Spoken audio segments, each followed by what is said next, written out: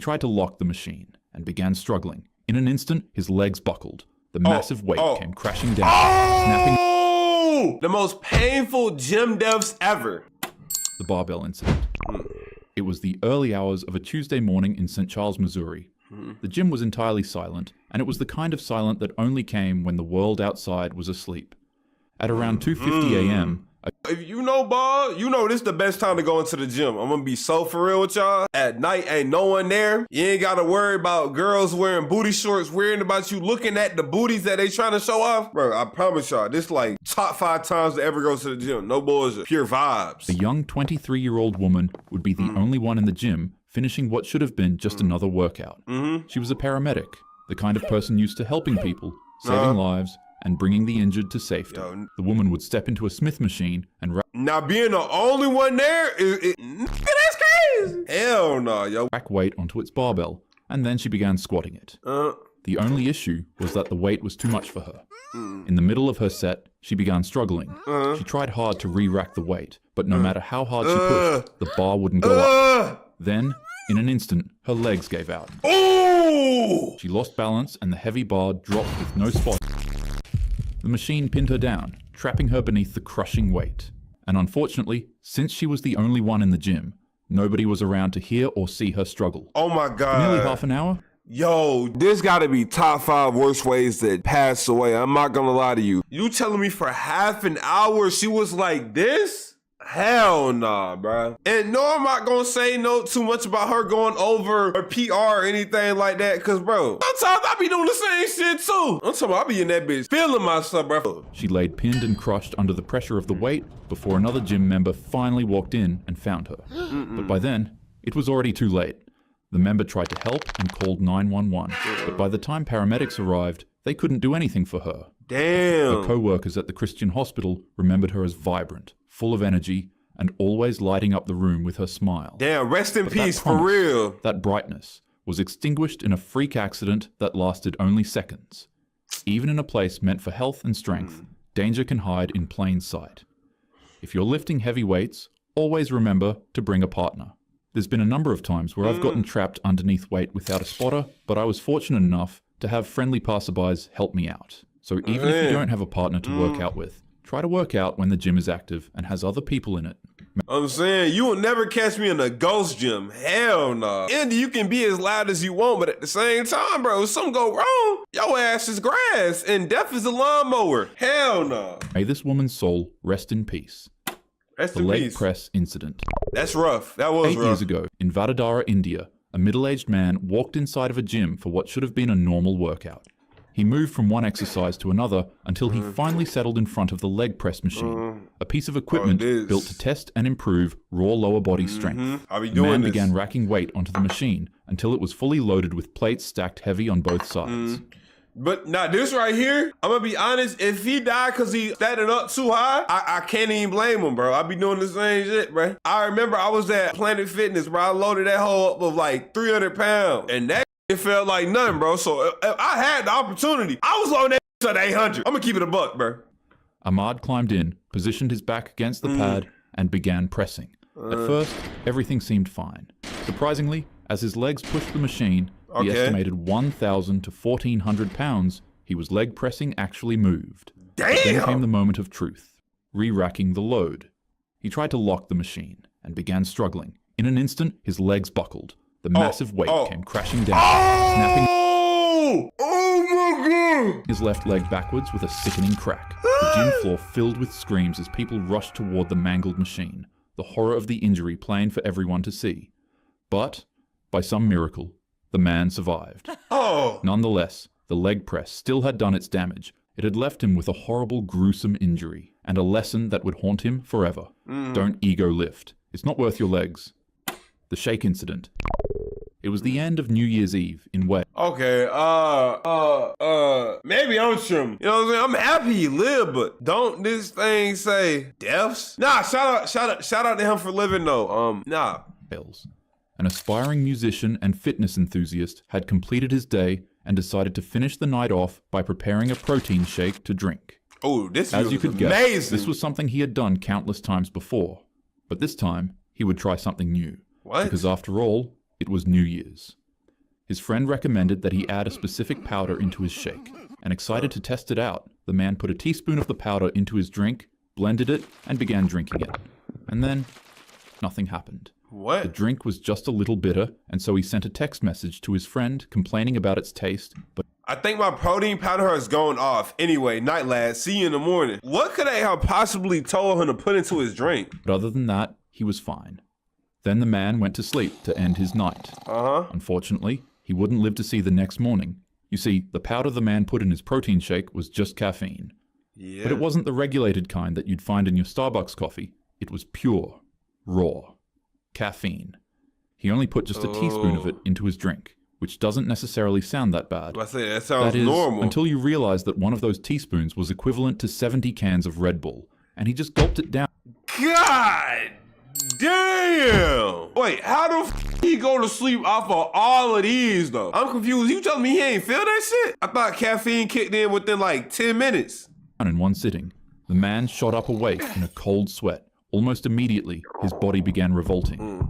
His heart was pounding violently, his vision became blurry, and his chest began constricting as if an anaconda was wrapped around him. Hell He raced to the bathroom and began vomiting. His system had been overloaded with a stimulant so powerful that there was essentially nothing that could be done to stop it. Dead ass though? Caffeine got it like that? Within seconds, he collapsed to the ground, hitting his head on the floor and going into cardiac arrest. Yo. Later on in the morning, his parents would find him cold on the floor and fall into a panic. They called 911 and paramedics rushed to his home. No but there was parents had nothing to they see could do. that. Tragedy was later revealed to be the simplicity of one mistake. The scoop he used to measure the caffeine powder was actually meant for protein, not for a fine, potent stimulant. This incident sparked up a huge controversy over the ethics of making something this dangerous as accessible as it was. Many argued that powders like these shouldn't be sold on shelves if such a tiny mistake could come with such a costly consequence. Literally, I was about to say, you telling me that could happen to me? What if a dumbass little toddler was to find that in the cabinet somewhere and just start munching that shit? Obviously, it's on the parents to hide it, but at the same time, bro, that shouldn't even be possible, bro. Like, hell nah. The death grip incident. That's The death horrible. grip is a risky form of holding a barbell. When you pick up the weight for bench press, instead of wrapping your thumb around the bar and securing it in place, some gym goers remove their thumbs and place them to the side. People say that this way of bench pressing helps them focus on pushing the weight more. Others claim that it makes their triceps activate.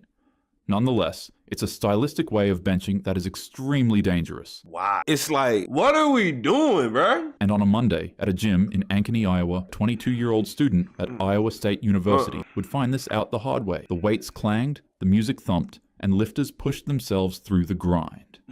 For this young man, the bench press was just another part of his normal routine. It was something that he had done countless times before. That day, he made sure to fully load the bar to 315 pounds in an attempt to beat his PR max. Yeah. So my boy, yo, you doing the death grips method. It got death in the fucking name of the grip. And you decided to hit a PR on it. I don't know, bro. You know what I'm saying? We got to respect the dead, but like, shit. With the plates 3 on each side, this was the kind of weight that demands respect. The man laid back and gripped the bar, but in order to really focus on doing his absolute best in this bench press, he switched his normal grip to a death grip, then unracked it. He took a deep breath, and for a moment, everything seemed normal. But before he could even attempt to bench the weight, in an instant, his grip gave way. Oh no. The barbell slipped from his hands. The full 315 pounds came crashing down across his jaw, neck, and chest with unstoppable force. He was doing this with no spotter too? The sound echoed through the gym as lifters rushed toward him.